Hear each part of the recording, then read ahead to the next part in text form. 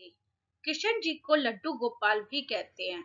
हमारे ठाकुर जी का नाम ये लड्डू गोपाल कैसे पड़ा, इसकी एक बहुत ही रोचक और आनंद प्रिय कहानी है कि ठाकुर जी को लड्डू गोपाल क्यों कहते हैं। ये कहानी जुड़ी है एक भक्त कुंभन दास से, जो ठाकुर जी का बहुत ही प्यारा भक्त था। और ये पंडित जी जो थे बहुत सेवा करते थे ठाकुर जी की। उन्होंने पहली बार भगवान विष्णु को, भगवान कृष्ण को लड्डू गोपाल किस तरह कहा, वो हम आज आपको सुनाएंगे कि ठाकुर जी का नाम, कृष्णा जी का नाम लड्डू गोपाल कैसे पड़ा, कैसे हम उनको लड्डू गोपाल के नाम से पुकारने लगे। ये कहानी है एक बहुत ही रोचक कहानी है। आगरा की ब्रजभूमि में बहुत समय पहले श्री कृष्ण के परम भक्त रहते थे। कुंभन दास जी उनका नाम था और उनका एक पुत्र था रघुनंदन। रघुनंदन की उम्र करीब 6 या 7 साल की थी। कुंभन दास जी श्री कृष्ण भगवान जी के विग्रह की बहुत ही ज्यादा सेवा करते थे, दिन रात उनकी सेवा में लीन रहते थे। और वह पंडित जी का काम भी करते थे, यानी जगह जगह भागवत करना, कथा करना भी उनका काम था।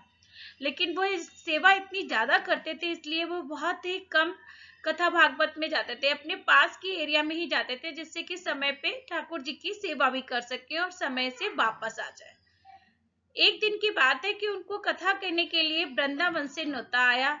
तो वो सोचने लगे कि वृंदावन जाऊं या ना जाऊं। फिर उन्होंने कहा चलो ठाकुर जी की महिमा है वो आता हूँ। उन लोगों ने बहुत आग्रह किया, आइए आइए जी, भगवान कृष्ण की कथा वृंदावन में कहिए। तो उन्होंने कुंभन दास जी ने मान लिया।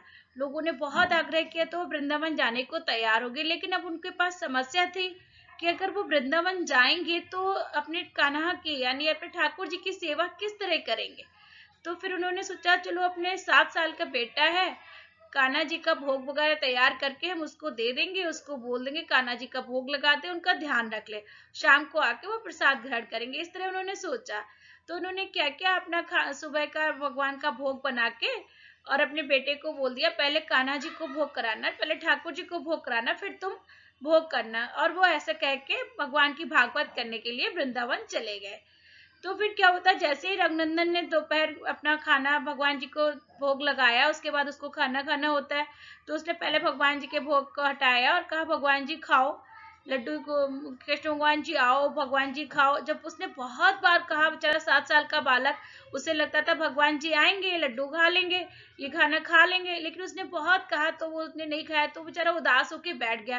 बोला कि अब तो पिताजी आएंगे, मुझे डांटेंगे भी कि भगवान जी को खाना नहीं खिलाया तो तुमने कैसे खा लिया। तो बोला कि अगर भगवान जी ने नहीं खाया, अगर कृष्ण जी ने नहीं खाया तो मैं भी नहीं खाऊंगा। और वो रूठ के बैठ गया। और जब वो रूठ के बैठ गया, खाना नहीं खा रहा, तो उसको भूख लग रही थी। फिर उसने बहुत बार कहा ठाकुर जी से, कहा कि आओ खाना खाओ। फिर ठाकुर जी की उसकी बाल हट पे बहुत प्रसन्न हो गए।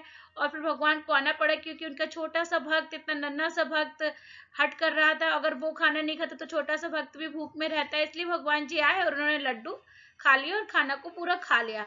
फिर शाम को जब पंडित जी घर पे आए, कुंभन दास जी घर पे आए, उन्होंने अपने बच्चे से पूछा रघुनंदन से, रघुनंदन बेटा प्रसाद ले आओ ठाकुर जी का भोग का।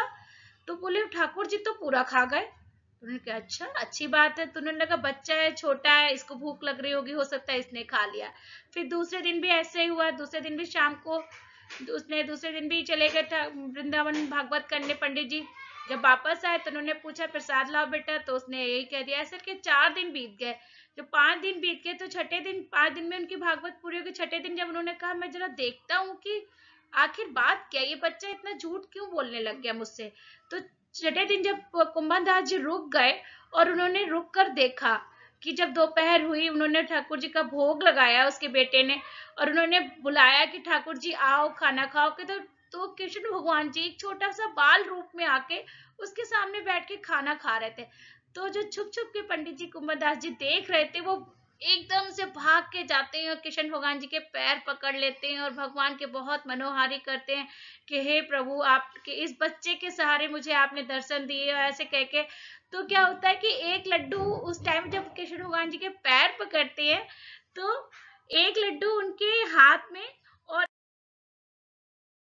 एक लड्डू थाली में, इस तरह करके लड्डू उनके पास में होते हैं। तो वो सोचते हैं कि अब क्या करें, इन्होंने तो पकड़ लिया। तो इसीलिए तो कृष्ण भगवान जी का जो रूप है लड्डू गोपाल का, वो इसी तरह आता है कि एक लड्डू हाथ में पकड़े हुए थाली में रखे हुए। अब वो भगवान का यही विग्रह है जो बहुत ही ज्यादा प्रचलित है ठाकुर जी का, जिसमें एक लड्डू ठाकुर पकड़े हुए हैं हाथ में और थाली में रखे हुए, तो इसीलिए उनका नाम क्या पड़ गया, लड्डू गोपाल, क्योंकि कुंवन दास भक्त ने पहली बार उनको लड्डू के साथ में देखा था, लड्डू गोपाल उनका नाम रख दिया। तब से हमारे ठाकुर जी को लड्डू गोपाल कहने लगे। तो इसीलिए तब से ठाकुर जी के देखो सीधे हाथ में लड्डू पकड़े ही रहते हैं, और क्योंकि कुंवर दास जी ने उन्हें लड्डू गोपाल के रूप में देखा, तो इसलिए इनका विग्रह लड्डू गोपाल के रूप में बहुत प्रचलित है। और ये इसी लड्डू गोपाल की हम लोग सेवा करते हैं। जो लोग इनकी सेवा करते हैं वो इनके नियमों को बहुत अच्छे से पालन करते हैं। और ठाकुर जी हमारे बहुत ही प्यारे हैं, बहुत ही भाव के प्यारे हैं, बहुत ही भाव रहे हैं, लोगों की भावनाओं को समझ लेते हैं, लोग उनसे बहुत अच्छे से अपनी मनोकामनाओं की पूर्ति करते हैं। ठाकुर जी सभी की मनोकामनाएं पूरी करते हैं। जय श्री राधे, जय श्री राधे, जय श्री राधे। ठाकुर जी की जय हो। माँ कृष्ण राधा रानी की जय हो। श्री कृष्ण राधे की जय।